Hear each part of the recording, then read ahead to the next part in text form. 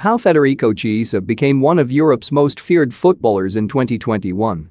When your dad has won the UEFA Cup with Parma and finished the competition as top scorer, it's difficult to forge your own career without those inevitable comparisons.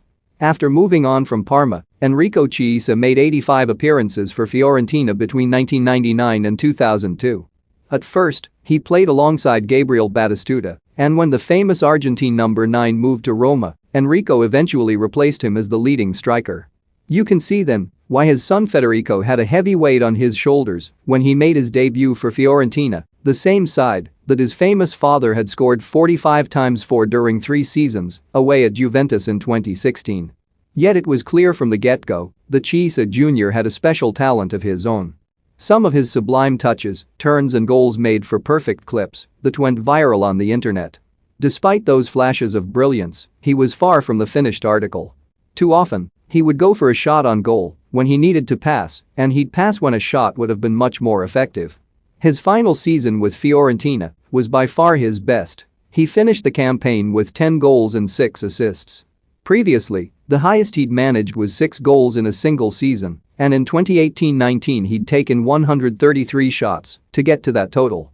It soon became apparent that Juventus, Fiorentina's most hated rival, were courting the homegrown star. Juve have a long tradition with fielding the very best Italian-born talent, and they set their sights on Federico Chiesa. They got their way. Chiesa joined Juventus in the summer of 2020, and he was still only 22. Although he struggled to find form at first, it soon became clear that his huge potential would be unlocked in Turin. Under then-boss Andrea Pirlo, Chiesa not only took the step up in his stride, but his form exploded after that initial slow start. A tally of 8 goals and 8 assists doesn't tell the whole story. Chiesa had finally learned how to help the team. His decision-making improved, and he no longer made petulant outbursts when things didn't go his way. The whole of Europe got to see just how much Chiesa had improved when he became a key part of Italy's win at Euro 2020 last summer.